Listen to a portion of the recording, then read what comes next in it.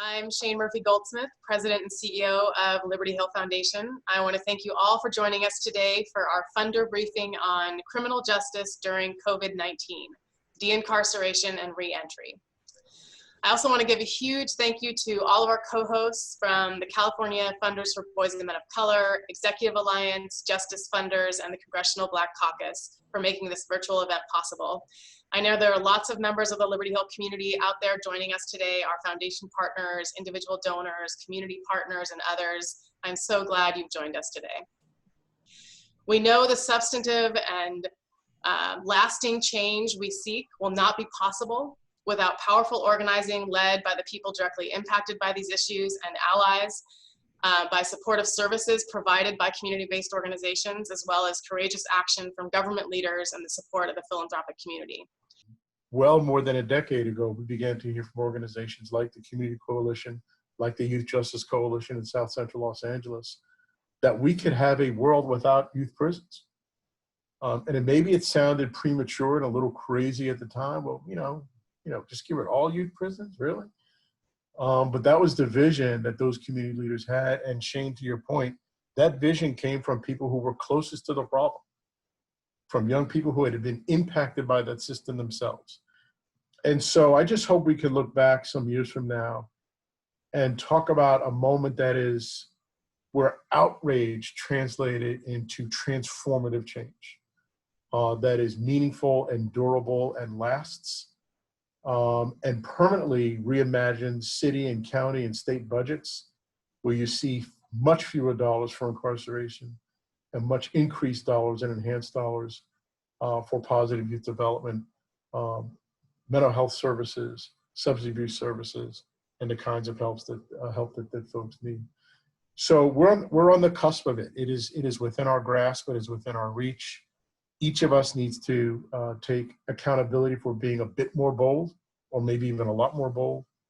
And the smartest thing we can do in philanthropy is continue to listen to folks who are the most impacted and closest to the issue and closest to the problems, and take their vision and invest in it and move it forward.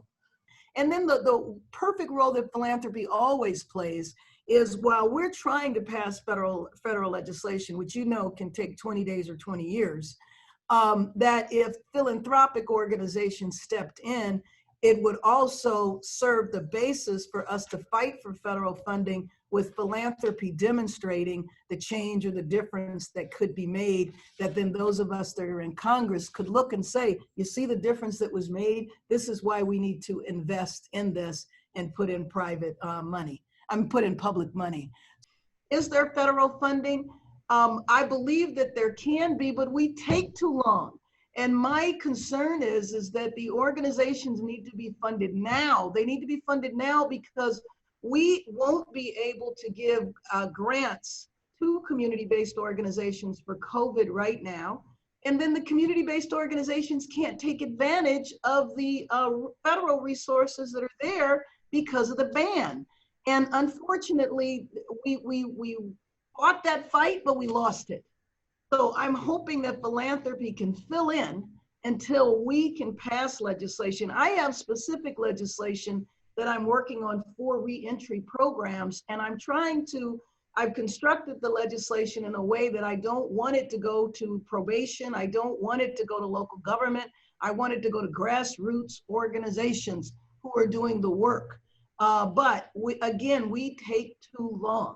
And so I'm just hoping that philanthropy can be there while I'm going to continue fighting, but it might take me the rest of this year, or it might take me a new president that we have to have in the next 140 plus days. And I do want everybody to keep that on their mind too. If anybody is confused, this election is a life and death matter now. In this moment, it is so critical that we center the humanity and dignity of people. And again, that we ensure that those closest to the pain are driving and informing the policymaking. To Chairwoman Bass's point, the unprecedented times we find ourselves in, experiencing unprecedented hurt, require unprecedented organizing and mobilizing and activism. They require unprecedented legislating too. And so any commentary about people looking forward to our returning to normal is one that we must reject, because that normal, that status quo normal, was insufficient, unjust, and inadequate to begin with. Certainly for disproportionately low income and communities of color, and certainly for our incarcerated, our loved ones, our incarcerated neighbors and loved ones.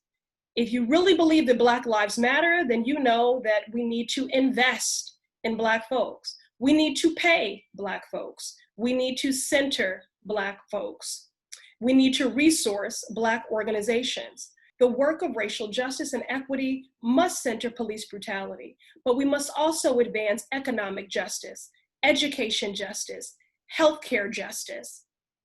These issues are conflated and intersectional.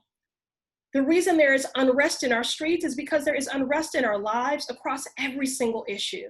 I want to speak directly to philanthropy. We need to invest in the leadership and entrepreneurship of formerly incarcerated individuals and family members who have been robbed of a loved one by police violence. They are uniquely positioned to lead community and programmatic efforts that are responsive to these crises. Urge the corporations or charitable families that fund your philanthropies to divest from private prisons. That would be game-changing. A small portion of stakeholders control the majority of this country's wealth. So imagine what would happen if they divested from private prisons. It would create a massive shift. So the hurt and harm that has been disproportionately hoisted onto Black folks, it was legislated, it was targeted, it was precise. And so we need to be just as prescriptive. And that means in our lawmaking, but also in our budget. So again, if you're gonna say Black Lives Matter, the only receipts I wanna see are in law change and in what you codify in your budgets. If you talk to young people, family members directly impacted, you know there's a path to a different way. It's a matter of the investment, the political will, and the fortitude to follow through. It's not gonna happen overnight. We know that a prison and the culture of incarceration will never be a place for a woman or girl to heal or advance her life. Even prior to COVID, Mr. Hodge, formerly incarcerated women, particularly Black formerly incarcerated women, are still last hired and first fired. Now more than ever, as a result of COVID-19, we need economic development, including training, entrepreneurship opportunities, and worker-owned businesses. I think there's a lack of investment in proven models. A lot of the problems we have, we know the solutions. We have programs around the country that do a very effective job at tackling them. We need to find a way to transition these models and share these models and proven strategies to these other states and other cities to provide this kind of support to individuals coming home from incarceration to succeed. Increase your giving to Black-led organizations focused on justice and power building. Join a funder affinity group to learn more and develop collective strategies. Contribute to pooled funds that focus on racial justice. At Liberty Hill, we have Our Kids, Our Future, which is fighting to end youth incarceration as we know it. And the Neighborhood Funders Group has a list of COVID-19 funds, including the Movement for Black Lives Mutual Aid Fund and National Bailout Fund.